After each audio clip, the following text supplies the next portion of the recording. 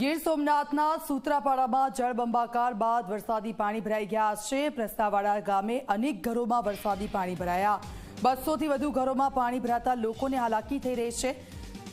ઘરમાં પાણી ફરી વળતા લોકોને મોટા પ્રમાણમાં નુકસાન થયું છે। ઘરમાં રહેલો માલ સામાન પલળી જતા પરેશાની વેઠી રહ્યા છે ત્યાંના લોકો।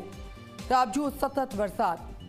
પ્રશ્નાવડક ગામે અનેક ઘરોમાં વરસાદી પાણી ભરાઈ ગયા છે। ગીર સોમનાથમાં વરસાદી માહોલ છે। ભારે વરસાદને કારણે આપ જુઓ કેવી પરિસ્થિતિનું નિર્માણ થયું છે। લોકોના ઘરોમાં પાણી ભરાઈ ગયા છે અને એના કારણે માલ સામાનને નુકસાન પહોંચ્યું છે। આખી રાત લોકોએ આ પાણી વચ્ચે વિતાવી છે। પારાવાર મુશ્કેલીનો સામનો ત્યાંના લોકો કરી રહ્યા છે। વરસાદે વિરામ લીધો છે પરંતુ હજી પણ તેમની પરિસ્થિતિ યથાવત છે। તો હજી પણ હવામાન વિભાગ તરફથી વરસાદને લઈને આગાહી કરવામાં આવી છે અને આપ દ્રશ્યો જુઓ। 200થી વધુ ઘરો છે। 200થી વધુ ઘરોના લોકો હાલ જે પરિસ્થિતિ છે તેનો સામનો કરી રહ્યા છે। મુશ્કેલી સતત વધી રહી છે તે લોકોની।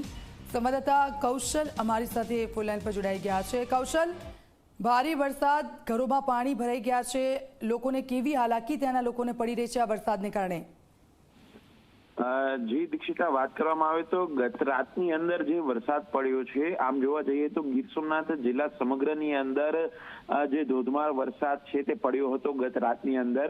ત્યારે સવાર સુધીની અંદર સ્થિતિ ઘણા જે ગામડાઓ છે તેની એવી સર્જાઈ હતી કે જે નીચાણવાળા વિસ્તારો હતા તેની અંદર ઘરોની અંદર પાણી ઘૂસ્યા હતા। આ તમામ જે તાલુકાઓમાં વરસાદ થયો તેમાં સૌથી વધારે વરસાદ છે તે સૂત્રાપાડા તાલુકાની અંદર નોંધાયો હતો।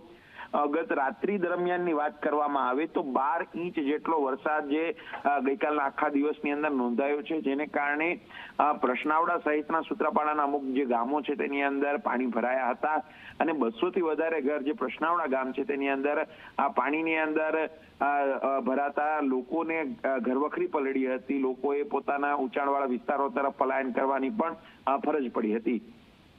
બિલકુલ, આભાર। આપની પાસેથી અપડેટ્સ લેતા રહીશું। તો આપ જુઓ, લોકોનું સ્થળાંતર કરવામાં આવ્યું છે કારણ કે પાણી સતત ઘરોમાં ભરાયેલા છે।